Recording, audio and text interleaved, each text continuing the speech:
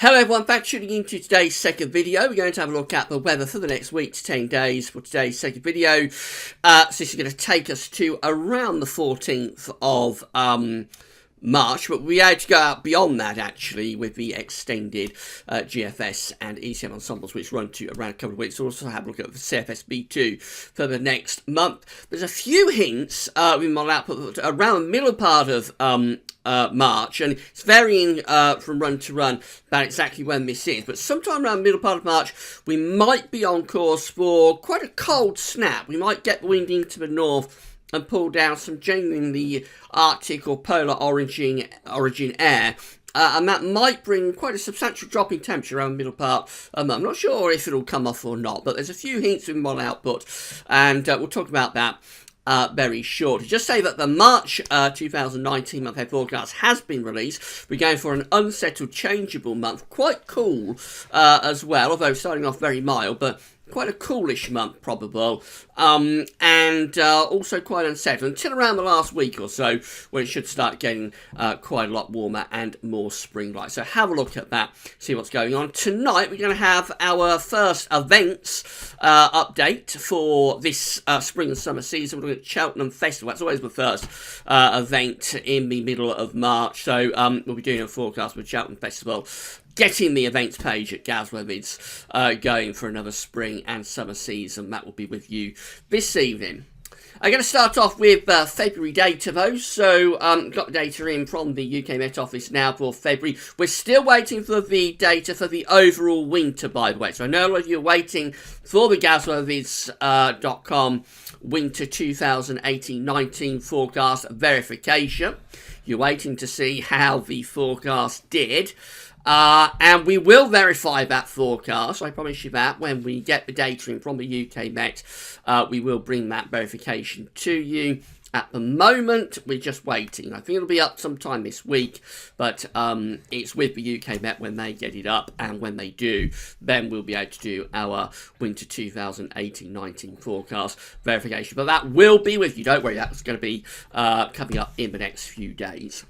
So back to February, this is how things look in terms of the temperature anomaly for the UK for February. So it's a very mild month, of course. This is set against 81 to 2010. We've discarded 61 to 1990, by the way. But of course, if we was comparing to 61 to 1990, it would be even more extreme warmth to that old and cold temperature anomaly. But to 81 to 2010, it was a very mild month. It was a warm month. Temperature anomalies widely a degree or more above average, some places more than a couple of degrees above average, so exceptionally mild February, and also rather dry, so average to drier than average in most parts of the country. Driest conditions were in the east and the northeast, more southern and western areas closer to average, but generally another pretty mild and dry month again in February. The CT, Central England temperature, has started off very mild for March. So we have the CT in, of course, for February. That's the first thing to come in. That came out at, let's change the colour, that came out at 6.7, which was 3 degrees above the 61 to 1990 average. We can't move to a modern average with this because they still use 61 to 1990 for some reason for the Central England temperature. For March, we're currently sitting at 8.9, so exceptionally mild, if not warm. That's 4.3 degrees above average. That's only up to the 3rd, though, and I would expect that will start coming down over the next week or two, especially if we get this mid-March cold snap. That should come down quite a lot. But from that starting point, obviously the Gazwevids.com March forecast was slightly below average temperatures is a bit risky because we are around 4 degrees above average right now. So we should wait and see how that develops over the next few days, of course. Going to be a very unsettled week to 10 days. So these are the 500 millibar height anomaly flow charts from the Penn State University. We've got the ECMWF on the top. The GFS, we'll have a look at that in a moment, is on the bottom. 500 millibars is an area in the absolute high pressure, low pressure being moved around by the jet stream. Red extrapolates to above average heights, which is high pressure, orange and red. Blue is extrapolating to below average heights, which is low pressure, and the ECM is placing a deep trough of below average heights over and to the east of the country. The jet stream is a line northwest to southeast, so we're on the cold side of the jet stream. We're pulling cold air down into this trough of low pressure. So not only is it unsettled, it's also very cool as well. We're on the cool side of the jet there, indicated by the black lines on a northwest-southeast trajectory and passing to the south of the country. So it looks very unsettled and quite cool as we're heading up to the middle of the month. So this is in the 7 to 10 day time frame, of course, taking us to mid-March. This is how the GFS is looking, very similar, but if anything, it's even deeper with this trough. So again, really, really unsettled. We've got a ridge pulling up into the middle of the North Atlantic just here. And in between, of course, we're sending that jet stream again to the south of the UK. It's going even further south, actually, the jet stream with the GFS compared to the ECM. So that's more unsettled, even more unsettled. It's also colder. There is proper polar air being pulled down into that area of below average height. So that's where our mid-March cold snap is potentially coming from, with this trough of low pressure sinking south and east and pulling down these cold Arctic northerly winds as it moves away. Difficult to say how long it goes on for, probably only temporarily, but it could get quite cold through the middle part of March.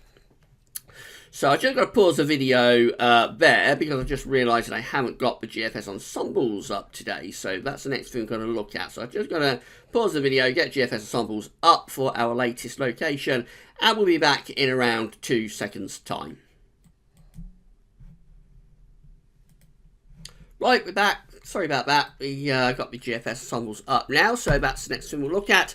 We're looking at Grantham today. This is the latest suggested location for this section of video. If you'd like to see your local town and city featured, town or city featured in the videos, in this part of the videos with the GFS ensembles, then do email or contact us through social media on Gladsovids, and we'll feature your local town or city. Don't think we can get down to village level with this, but we can certainly feature your local town or city.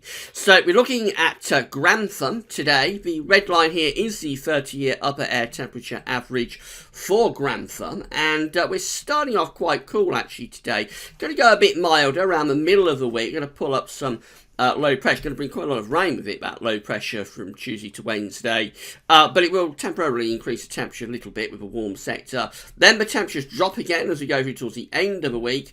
Bit milder there around the start of the weekend. Then after that, we're into quite a prolonged run of slightly cooler or even colder than average temperatures. There are a few really quite cold members now appearing of the GFS ensembles, going down to this sort of level, which is around -10 at 850 HPA, which is quite unusual. That is really quite cold indeed for what will be the middle part of March. Dates are on the bottom of the chart, of course. So not only are we looking at relatively cool couple of weeks coming up, excluding those brief warmer sectors that we have to start off with. So not only are we looking at quite a cool couple of weeks coming up at Grantham, we're also looking at very unsettled conditions too. Plenty of rainfall. That's Wednesday's wet weather. And then after that, just loads of rainfall spikes coming through to end of the week, into weekend, and into next week as well. Even going into the second half of the month, there's no particular drying trend in evidence. That's like the second half of the month just there. And plenty of precipitation spikes still going on even then. So the Atlantic is back in business, and it's going to take some stopping, I think. It looks like we're with Atlantic-driven weather, certainly for the next week to 10 days, probably the next couple of weeks too.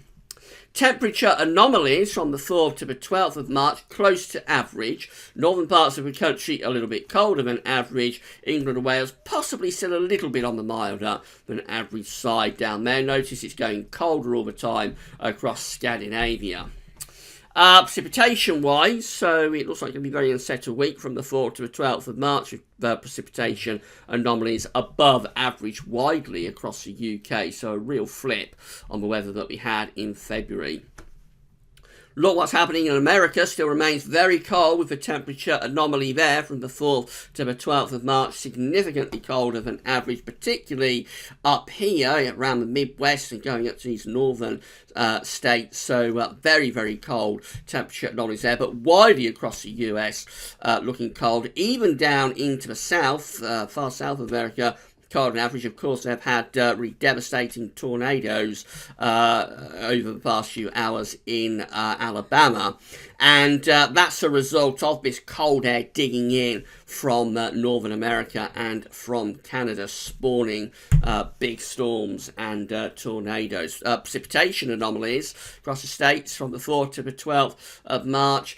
Varies from state to state. It looks quite dry down across the far south. Like Texas looks fairly dry, but otherwise generally actually it looks quite unsettled, and with cold and average temperature anomalies, a lot of that precipitation will be snow, of course. This is what's happening in America. So the really cold air across Canada has pushed down into much of America on these northerly winds. There's a ridge sitting over in the west that's pulling down its trough on its eastern side into many central, northern, eastern parts of the states. There's the upper air temperature showing how far south this cold air is digging. So it's going a very long way south, this cold air, into the far southern states. And of course, as the cold air meets that warm air from the Gulf of Mexico down in the southern part of America, it spawns all of that energy. It provides all of that energy to spawn huge storms and the tornadic activity that we've seen so devastatingly in Alabama over the last 24 hours. Now, what's going to happen through the week is that this cold air is going to push further northwards and eastwards, and things will start to turn milder in more southern and central parts of America. So as we go through to Wednesday, you see the ridge is beginning to transfer a little bit further eastwards. That's starting to push this cold air a little bit further eastwards and northeastwards as well. So we see that these more southern states and out towards the west, it is starting to turn a little bit less cold there by the middle of the week, but most parts of America actually still looking severely cold, bitterly cold, brutal cold across many northern and eastern parts of America by them or up to the middle of the week. In the second half of the week, again, we find this ridge just building across more central and eastern parts of America, starting to pull up warmer air from the Gulf of Mexico and from the south. So the cold air by the end of the week is kind of like restricted, or the coldest of the air anyway, kind of like becoming restricted to the very, very far east and northeastern part of America and back up into Canada, as milder air is starting to push up from southern parts of America. That will see that the tornado activity then will start to die down as the warm air begins to push back up from the Gulf. We go into the weekend and we're going to see that cold air receding away up to Canada as this ridge builds across eastern parts of America and allows these much milder, much warmer southerly winds to move the air up from the south. So that's how the upper air temperatures look by the weekend, and much, much milder across most parts of America by that point. So we're going to be brutally cold in many northern and eastern parts of America over the next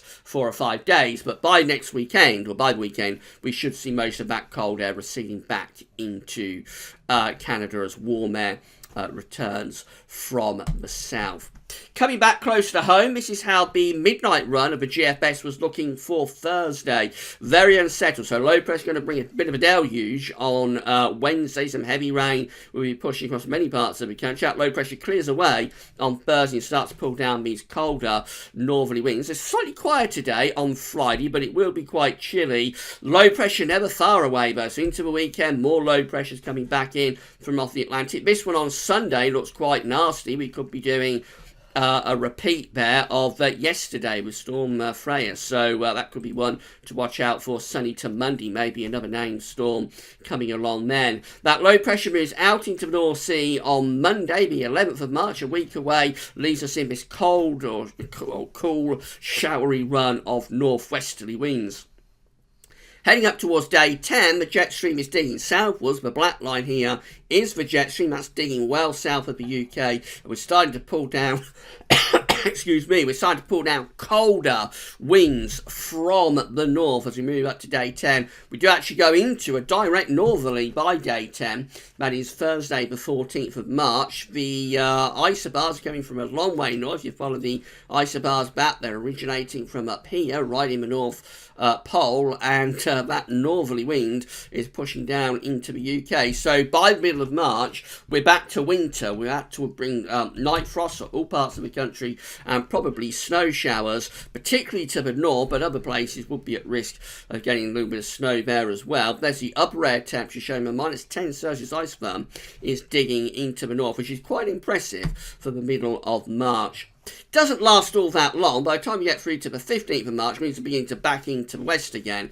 So we're cutting off that northerly supply there. It turns a little bit milder actually for a couple of days around the 15th, 16th, before we go back into another sort of shot of northerly winds temporarily, before we finish up building up this ridge of high pressure from the southwest. That's possibly starting to hint at something a little bit drier and milder for the final 10 days of March perhaps. So that was the midnight run of the GFS. This is the 6 o'clock run. Again, we're starting on Thursday. Low pressures in the North Sea, pulling down these pretty cold northerly winds on Thursday. A brief transient ridge on Friday gives us quite a nice day, but it does look quite chilly on Friday. However, more low pressures back in over the weekend with showers or longer spells of rain. And again, that does look quite stormy on Sunday. Possibly another named storm on Sunday. Into next week, we keep these areas of low pressure barreling in from off the Atlantic with further showers or longer spells of rain running up towards day 10. And again, we're seeing the jet stream digging south. If we do get this mid-March cold snap, it's because of the jet stream digging southwards, going quite a long way to our south down towards Spain and Portugal, forcing these low pressure southwards with it and allowing cold air to push down from the north. Not particularly cold at day 10 on the 6 o'clock run of the GFS. However, it's only a couple of days afterwards that we do then get those northerlies. So just the period when these northerly winds happen, just alternating from run to run with the GFS. But it certainly is the way the GFS is trending at the moment for northerly winds sometime around the middle of March. This run of the GFS has it a little bit later. It's kind of like Saturday the 16th of March when we're beginning to pull down these direct northerly winds from the Arctic. Once again, follow the isobars map, the areas originating from up there and moving down across the country. So that's much colder air pushing down from the north again just after day 10. We maintain those northerly winds as we go up towards St Patrick's Day on the 17th of March. Still unsettled as well within this cold air. There's low pressure around, so there's definitely potential for snow there, and that'll be particularly for the north, but maybe not exclusively so. We finish up with this 6 o'clock run of the GFS on the 20th of March with low pressure out to the west. We are trying to build a little bit of a ridge up to the northeast, but I think the days of that are numbered. Low pressure will be back in off the Atlantic, bringing more rain in from the west. So no sign of high pressure ridging even to the very end of that particular GFS run. Parallel GFS looks like this. So low pressure again is dominating on Thursday. That gets out of the way. Just a slight transient bump of high pressure on Friday. But into the weekend, it turns increasingly unsettled. Nasty low pressure there on Sunday could bring some more gales and heavy rain as well. Into next week, low pressure keeps coming. And do we get this northerly cold snap with the parallel GFS? Let's have a look. Well, we are certainly hinting at it. We've got these areas of low pressure on day 10, Thursday the 14th of March, through the country. But there is cold air digging southwards on the northern side of these low pressure. That could be a bit of a snow event that's going on there on the parallel GFS run. There would be a weather front that's kind of like strung out in that sort of position. Fairly mild air on the southern side of that front, but cold air digging in on the northern side of that front, so potentially a bit of a snow event day 10. And then that low pressure clears out of the way, similar to what all the other GFS output is showing at the moment, turning the winds into the north by the 16th of March. We are into those Arctic northerly winds once again. So that does have another cold snap on the parallel GFS. We finish up looking like that, ridging high pressure from the Atlantic through the UK. So that's turning drier, but it is cold. That will be bringing some quite significant night frost away from the far west of Scotland anyway, where it's a bit milder with both southwest winds. It looks like we're trying to reach out high pressure towards Scandinavia, but I would think the Atlantic's too active to generate a Scandinavian high at the moment. Definitely the GFS output is quite keen on a cold snap from the north around the middle of March. ECMWF, so again we've got the low pressure clearing away on Thursday. Then we're into a very transient ridge on Friday. Will give us a drier, quieter, but quite chilly day. But it's not long before low pressure is back for the weekend. So it looks like it's going to be an unsettled weekend again, with showers along as spells of rain and possibly some gales or severe gales too. Into next week, so low pressure continues to push in off the Atlantic Ocean, stays very unsettled up to day 10. We saw it on the 500 millibar height anomalies from the Penn State University, so it's not a surprise. Up to day 10, the ECM is also very unsettled. Not as much of a northerly at day 10. We have seen from some of the GFS output that it could be around the 15th, 16th that we get those northerly winds. So maybe the ECM will go in that direction if we could roll on another day or so, which we can't. But if we could, it possibly would. But certainly cool and unsettled anyway up to day 10 with the ECMWF.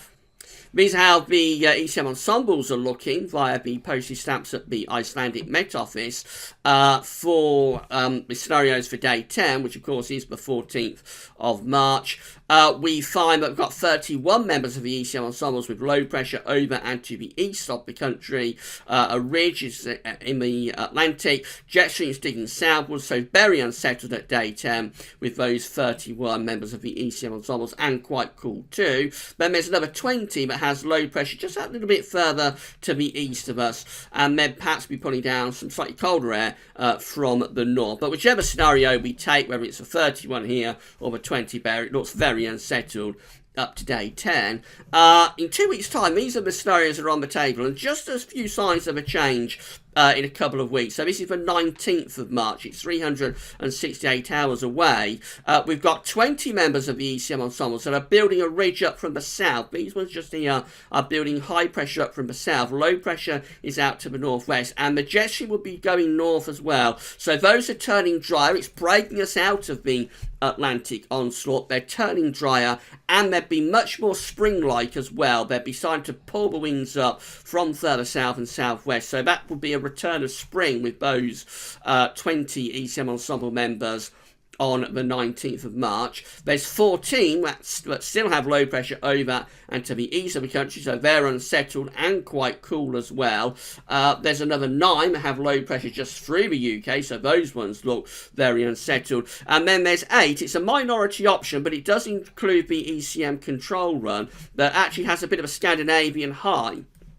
Has high pressure centred over Scandinavia, and they're bringing in easterlies. Now, it would depend very much on the exact origins of the air with that, as to whether those would be cold easterlies or whether those would be relatively mild easterlies. Of course, any easterly in March is going to be chilly, but I mean, we're talking about the difference between either being genuinely cold and pulling in snow from the east, which is still possible in the second half of March, or whether they would just be cloudy, damp type conditions with temperatures around 5, 6, 7 degrees on the east coast. It would depend on the exact origins of the air as to whether those are cold easterlies or not. But certainly signs of a change towards more sort of anticyclonic conditions in a couple of weeks' time, which is what we're expecting. We are expecting that, although this is an unsettled March overall, the final 10 days, possibly the final week, we'll see something much more anticyclonic, drier and milder. Finally, let's just have a look at CFS V2. So these are 500 millibar height anomalies broken down into week periods. The first weekly period will take us from the 4th to the 10th of March. The coming week looks really unsettled with below average heights, low pressure from the Atlantic through the UK. Jet streams in that sort of position as well. So that is a genuine Atlantic onslaught. There's low pressure moving in from the Atlantic, and it's pretty cool as well, I would have thought. Week 2, 500 millibar height anomaly from the 11th to the 17th of March with low pressure to the north of the country, and we're bringing in these westerly winds, so that's still very unsettled conditions up to the middle of the month. Week 3 looks like this, signs of a change. So we start to build some ridging to our southwest. The low pressure remains obviously still to the east of Scotland, but most of it is pushing up towards Greenland. So with that, we're doing something like that. We're flowing with the jet stream. Probably not overly mild. The wind would be from the northwest, I think, with that. So probably quite cool. But I would have thought beginning to turn drier from the 18th to the 24th of March. And then week 4 has us back under high pressure. So we have an area of above average heights from the Atlantic ridging through the UK and up to Scandinavia. So that could be quite pleasant, actually, although the wind direction is probably sort of southeast to east. I suspect that would be relatively mild. The jet stream's being pushed off up there, so we're on the mild side of the jet stream, and I reckon that will probably be a return of spring for the final week of March, spring proper getting underway.